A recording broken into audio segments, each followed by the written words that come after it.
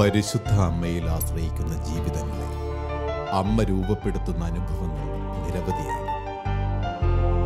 അമ്മയോട് ചേർന്ന് ജീവിക്കുമ്പോൾ ഈശോയിലേക്ക് നടക്കാനുള്ള വഴി അമ്മ തന്നെ നമ്മളെ പഠിപ്പിച്ചു തരും.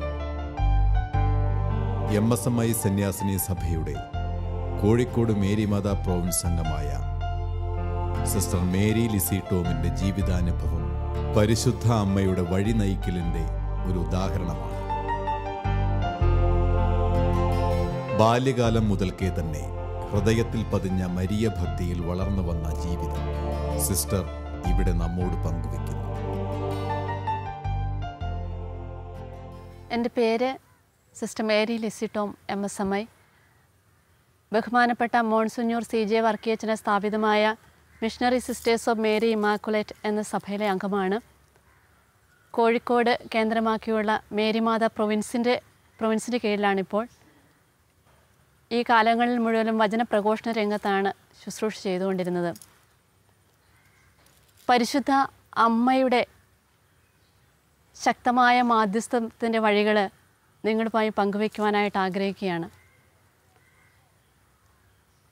എൻ്റെ ജീവിതത്തിലേക്ക് നോക്കുമ്പോൾ പരിശുദ്ധ അമ്മ എന്നും ഒരു നിഴൽ പോലെ, എപ്പോഴും അമ്മയെപ്പോലെ കൂടെ നടന്നതിൻ്റെ ഒരുപാട് ഓർമ്മകളുണ്ട്. ഇന്നിവിടെ എത്തി നിൽക്കുന്നുണ്ടെങ്കിൽ തീർച്ചയായും അമ്മയുടെ കരങ്ങൾ പിടിച്ച്, അമ്മ എൻ്റെ കരം പിടിച്ച് മുന്നോട്ട് നീങ്ങിയതിൻ്റെ ശക്തമായ അനുഭവങ്ങളാണ് എനിക്കിന്നുള്ളത്. ഇതാ നിൻ്റെ അമ്മ എന്ന് ഈശോ പറഞ്ഞത് സത്യത്തിൽ ആ അമ്മയെ തന്നെ തന്നതിൻ്റെ അനുഭവമാണ് എന്ന് ഓർമ്മിക്കുകയാണ്. എൻ്റെ വീട് മാനന്തവാടി രൂപതയിലാണ്. അപ്പനും അമ്മയും 4 മക്കളും അടങ്ങുന്ന ഒരു കുടുംബം. അതിലെ മൂത്ത മകളാണ് ഞാൻ. കൊച്ചുകാലത്ത് തന്നെ മരിയഭക്തിയായ അമ്മയുടെ മകളായിട്ടാണ് ഞാൻ വളർന്നു വന്നത്. എൻ്റെ അമ്മ എല്ലായ്പ്പോഴും ജപമാല ചൊല്ലുകയും ജീവിതത്തിലെ സകല പ്രതിസന്ധികളിലും പരിശുദ്ധ അമ്മയുടെ മുമ്പിൽ മാധ്യസ്ഥം വഹിച്ച് അങ്ങനെ ഒരു ആത്മീയ ജീവിതത്തിൻ്റെ അനുഭവത്തിലൂടെ കടന്നുപോയവളുമായിരുന്നു. വളരെ കൊച്ചു ചെറുപ്പത്തിൽ തന്നെ അമ്മ പറഞ്ഞത് ഞാൻ ഓർക്കുന്നുണ്ട്. 2 വയസ്സായപ്പോൾ മുതൽ ജപമാല ചൊല്ലാൻ എൻ്റെ അമ്മയോടൊപ്പം ഞാൻ നിൽക്കുമായിരുന്നു എന്ന്. നന്മ നിറഞ്ഞ മറിയമേ എന്നുള്ള പ്രാർത്ഥന എൻ്റെ അമ്മച്ചി ചൊല്ലുമ്പോൾ തീർച്ചയായും ഞാൻ പരിശുദ്ധ മറിയം ചൊല്ലാൻ അമ്മയുടെ കൂടെ ഉണ്ടാകുമായിരുന്നുവെന്ന്. അമ്മയുടെയും അപ്പൻ്റെയും ശ്രദ്ധയിൽപ്പെടാതെ തന്നെ പോയിരുന്ന് പ്രാർത്ഥിക്കുന്ന ഒരു ശീലം ഉണ്ടായിരുന്നെന്ന് അമ്മച്ചി ഓർമ്മിച്ചെടുക്കുന്നത് ഞാൻ ഓർത്തിട്ടുണ്ട്. ഈ ചെറുപ്പകാലത്തൊക്കെ എനിക്ക് മനസ്സിലാക്കാൻ പറ്റിയ ഒരു കാര്യം, എനിക്ക് പെട്ടെന്ന് ഒത്തിരി പേടി വരുമായിരുന്നു. പ്രത്യേകിച്ച് ഒറ്റയ്ക്കൊക്കെ പോകാനായിട്ട്, എവിടെയെങ്കിലും സ്കൂളിൽ പോകുമ്പോഴാണെങ്കിലും അല്ലെങ്കിൽ എവിടെയെങ്കിലും ഒറ്റയ്ക്കൊക്കെ ആയിരിക്കുമ്പോൾ ഒരു ഭയത്തിൻ്റെ അടിമത്തം എന്നിൽ പ്രവർത്തിക്കുന്നുണ്ടായിരുന്നു. അപ്പോഴൊക്കെ ഞാൻ ഇടതടവില്ലാതെ എത്രയും ദയുള്ള മാതാവേ എന്നുള്ള പ്രാർത്ഥന ചൊല്ലിക്കൊണ്ടിരിക്കും. സ്കൂളിൽ പോകുമ്പോഴാണെങ്കിലും ഈ എത്രയും ദയുള്ള മാതാവേ എന്നുള്ള പ്രാർത്ഥന വലിയൊരു ഹരമായിരുന്നു. അപ്പോഴൊക്കെ തോന്നിക്കൊണ്ടിരുന്ന കാര്യം, അമ്മ എൻ്റെ കൂടെയുണ്ട്, പരിശുദ്ധ അമ്മ എൻ്റെ കൂടെയുണ്ട്. അങ്ങനെയുണ്ടെങ്കിൽ എനിക്ക് ഭയപ്പെടേണ്ട ആവശ്യമില്ലല്ലോ. അങ്ങനെ ഒരു ബോധ്യത്തിലെ തലത്തിലൂടെയായിരുന്നു മുന്നോട്ട് നീങ്ങിക്കൊണ്ടിരുന്നത്. പഠനത്തിൻ്റെ അവസ്ഥകളിൽ പഠിക്കാൻ വലിയ കുഴപ്പമൊന്നുമില്ലാതെ പഠിച്ചു പോകുന്ന ഒരു സാഹചര്യമായിരുന്നു. പക്ഷേ കൂട്ടത്തിലുള്ള കുട്ടികളൊക്കെ പലപ്പോഴും എല്ലാവരും തന്നെ ട്യൂഷന് പോകുന്ന അനുഭവങ്ങളൊക്കെ ഉണ്ടായിരുന്നു. അപ്പം ഞാൻ മാത്രം ട്യൂഷന് പോകുന്നില്ല. വീട്ടിലെ സാമ്പത്തിക സാഹചര്യങ്ങളുടെ ഒരു പ്രത്യേകത കാരണം ട്യൂഷന് പോകാൻ അത് നിൽക്കുന്നൊരവസ്ഥ. പക്ഷേ ഞാൻ നല്ലൊരു ട്യൂഷൻ മാസ്റ്ററെ കണ്ടെത്തി. പരിശുദ്ധ അമ്മയായിരുന്നു അത്. അമ്മയെ അരികിലിരുത്തിയിട്ടാണ് പഠിക്കാനിരിക്കുക. അപ്പോൾ അമ്മ എല്ലാ കാര്യത്തിലും സഹായിക്കുന്നൊരനുഭവം കൊച്ചുനാളിൽ തന്നെ കടന്നു വരാനിടയായി. ഓരോ കുഞ്ഞു കാര്യങ്ങളിൽ എവിടെ പോയാലും എന്തിനു പോയാലും അമ്മയെന്ന് വിളിച്ചിട്ട്, രാവിലെ സ്കൂളിലോട്ട് ഇറങ്ങിപ്പോകുമ്പോൾ തന്നെ പരിശുദ്ധ അമ്മയുടെ ചിത്രത്തിലേക്ക് നോക്കിയിട്ട് അമ്മയെ ഞാൻ പോകുവാണ് എന്ന് പറയുന്ന ഒരു ശൈലിയായിരുന്നു എപ്പോഴും കൂടെ ഉണ്ടായിരുന്നത്. ഒരുപക്ഷെ 10ാം ക്ലാസ്സിലെ പരീക്ഷ എഴുതാനൊക്കെ ആയിട്ട് പേടിയുണ്ടായിരുന്നു. എങ്ങനെയാണ് മാർക്കിൻ്റെ കാര്യങ്ങളൊക്കെ. ആ സാഹചര്യം വന്നപ്പോഴും എല്ലായ്പ്പോഴും അമ്മയെ മുറുകെ പിടിച്ചിട്ട് അമ്മയുടെ കൂടെ ഇരുന്ന് പരീക്ഷ എഴുതാൻ അധികാരം പറഞ്ഞൊന്നും തന്നില്ലെങ്കിലും അതിങ്ങനെ ഉള്ളിലൊരു ബോധ്യമായിട്ട് കടന്നു വരുന്ന ഒരു അനുഭവമായിരുന്നു കൊച്ചുനാളിലൊക്കെ ഉണ്ടായിരുന്നത്. തീർച്ചയായിട്ടും പള്ളിയിലേക്ക് പോകുമ്പോഴും അപ്പൻ്റെ അമ്മയുടെയും കൂടെ ആയിരിക്കുമ്പോഴും തീരെ ഇളയ കുഞ്ഞുങ്ങൾ വരുന്നത് ചെറുതായി അവരുടെ ശുശ്രൂഷയിൽ ഏൽക്കുമ്പോഴൊക്കെ ഈ പരിശുദ്ധ അമ്മയുടെ സഹായം എനിക്കുണ്ടായിരുന്നത് വളരെ സന്തോഷത്തോടെ ഞാനിന്ന് ഓർക്കുകയാണ്. തന്നെക്കുറിച്ചുള്ള ദൈവീക പദ്ധതി മനസ്സിലാക്കുവാൻ സഹായിച്ചത് പരിശുദ്ധ അമ്മയുടെ മാധ്യസ്ഥമാണെന്ന് സിസ്റ്റർ വ്യക്തമാക്കുന്നു. ജീവിതത്തിൻ്റെ രൂപാന്തരീകരണത്തിൽ പരിശുദ്ധ അമ്മ കൂടെ നടന്ന അനുഭവങ്ങൾ സിസ്റ്റർ നമ്മോട് പങ്കുവയ്ക്കുന്നു.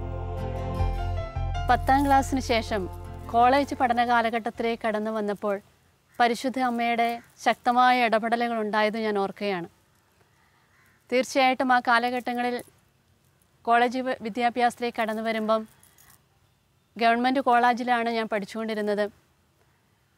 രാഷ്ട്രീയവും സമരവും ഒക്കെ നിരന്തരമായി ഉണ്ടായിക്കൊണ്ടിരുന്നൊരു സാഹചര്യം. ഈ രാഷ്ട്രീയത്തിലൊക്കെ മുന്നിലിറങ്ങാനായി കൂടെ ഉണ്ടായിരുന്നത് ഓർക്കുന്നു. എല്ലാ വിധത്തിലുള്ള കളികളും തമാശകളും ആയി ക്ലാസ് കട്ട് ചെയ്തൊക്കെ പോകുന്നതൊക്കെ ഒരു നിരന്തര ഞങ്ങളുടെ ഒരു ഗ്രൂപ്പിൻ്റെ ഒരു പ്രത്യേകതയായിരുന്നു. പരീക്ഷകളൊക്കെ 3 മണിക്കൂറിൻ്റെ പരീക്ഷയൊക്കെ 10 മിനിറ്റ് കൊണ്ട് എഴുതി പോവുക എന്നൊക്കെ പറയുന്ന ഒരു സാഹചര്യത്തിലൂടെയാണ് അന്നൊക്കെ നടന്നു നീങ്ങിയത്. ഒരുപക്ഷെ നല്ല ദൈവവിശ്വാസത്തിലൂടെ വളർന്നു വന്ന കുടുംബത്തിൽ നിന്നായിരുന്നെങ്കിൽ പോലും കൂട്ടുകാരുടെ സ്വാധീനവും സാഹചര്യങ്ങളുടെ സമ്മർദ്ദങ്ങളൊക്കെ ആ വിശ്വാസത്തിൽ നിന്ന് കുറച്ചെങ്കിലും മാറാനായിട്ട് ഇടയായ, അല്ലെങ്കിൽ അതിൻ്റെ തീവ്രത നഷ്ടപ്പെടുത്താനായിട്ട് ഇടയായ സാഹചര്യങ്ങൾ ഓർക്കുകയാണ്. പക്ഷെ അവിടെയും അമ്മ കൈവിട്ടില്ല.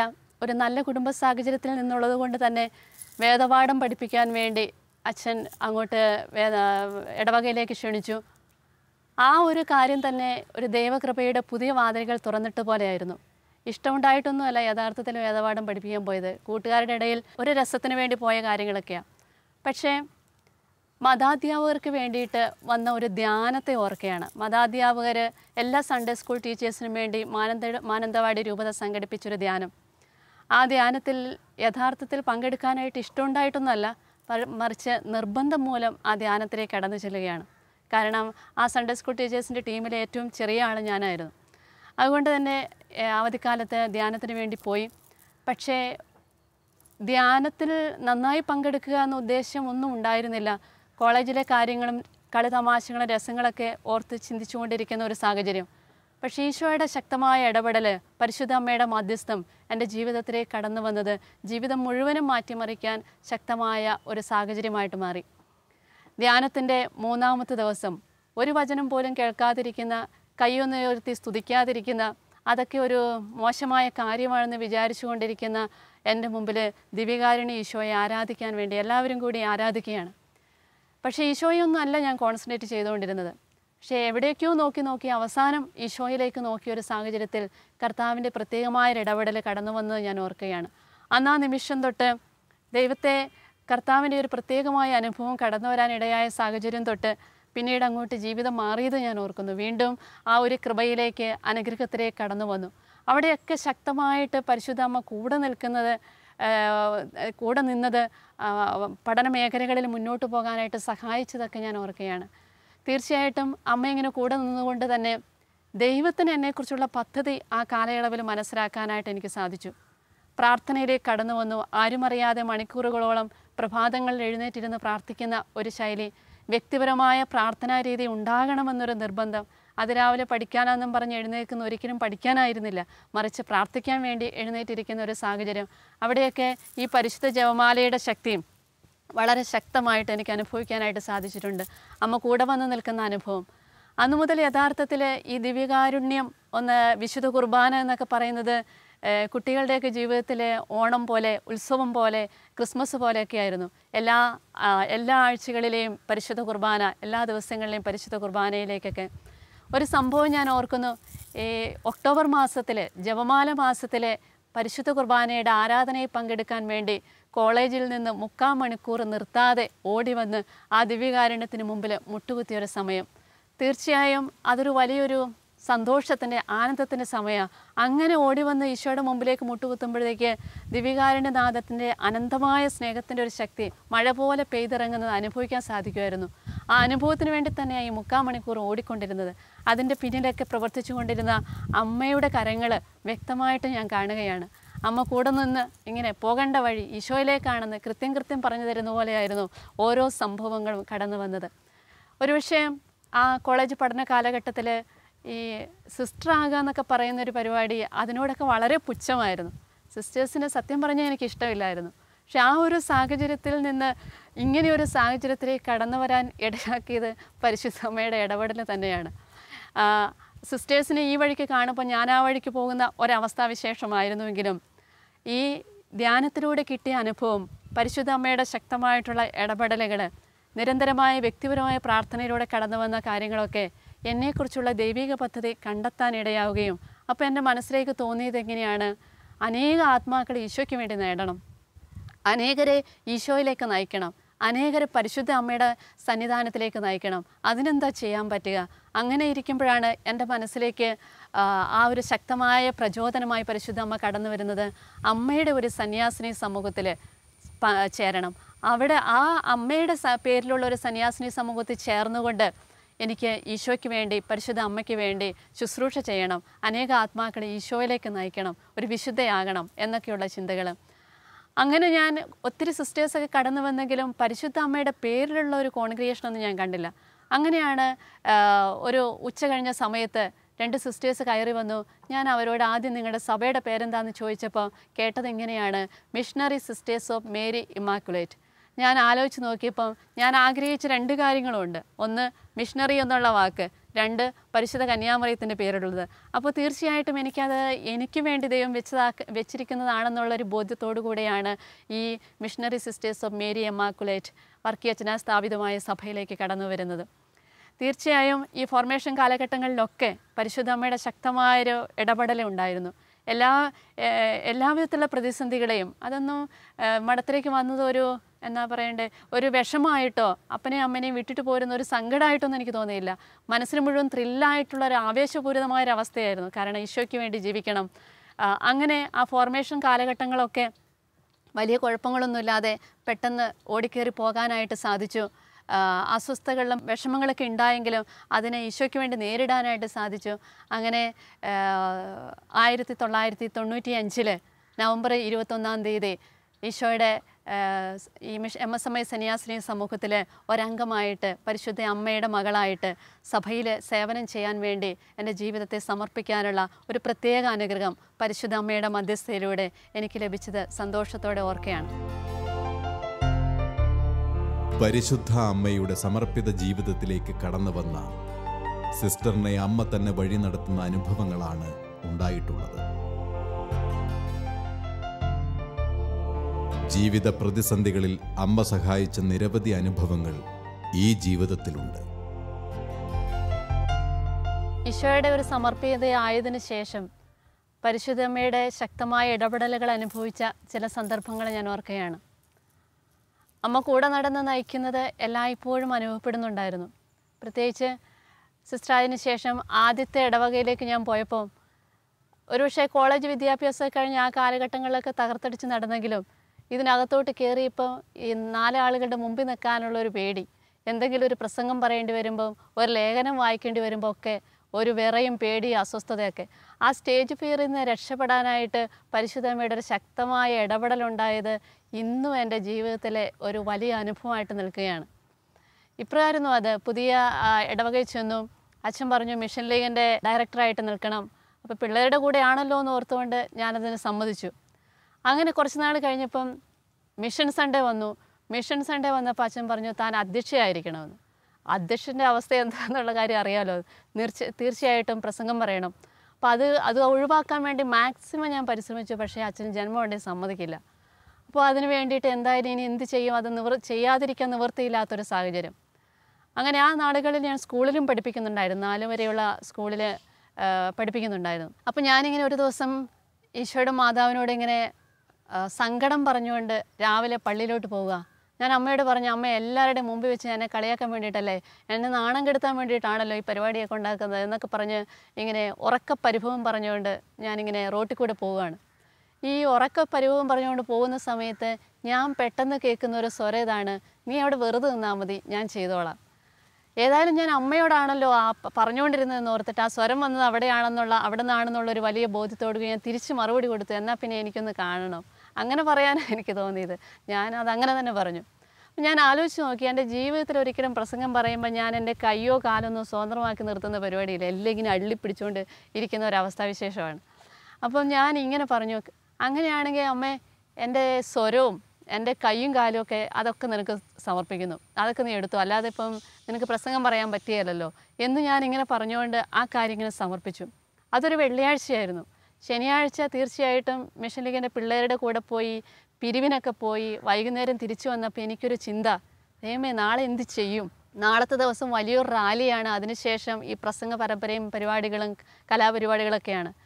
ഏതായാലും ഞാൻ എന്തെങ്കിലും ഒന്ന് ഒരുങ്ങാമെന്ന് കരുതി ചാപ്പലിൽ കയറിയിരുന്ന് ഒരുങ്ങാനായിട്ട് നോക്കി. സാധാരണഗതിയിൽ സംഭവിക്കുന്ന കാര്യം പോലും ഒന്നും സംഭവിച്ചില്ല. അരമണിക്കൂർ ഇരുന്നിട്ടും ഒരു കാര്യവും എനിക്ക് കിട്ടിയില്ല എന്തെങ്കിലും ഒന്ന് ചെയ്യാനായിട്ട്. അപ്പോഴും ഞാൻ മനസ്സുകൊണ്ട് ഇങ്ങനെ ചിന്തിച്ചു, നീ അവിടെ വെറുതെ നിന്നാൽ മതി, ഞാൻ ചെയ്തോളാം. അപ്പം വെറുതെ നിൽക്കുക എന്ന് പറയുന്ന ഒരു വലിയ പ്രശ്നമുള്ള കാര്യമായിട്ട് എനിക്ക് തോന്നിയില്ല. എവിടെ വേണമെങ്കിലും വെറുതെ നിൽക്കാമല്ലോ. ആ ഒരു ചിന്ത വീണ്ടും എൻ്റെ മനസ്സിൽ ഞാൻ ഇമാജിൻ ചെയ്തു, വെറുതെ നിന്നാൽ മതി, ഞാൻ ചെയ്തോളാം, ഓക്കെ.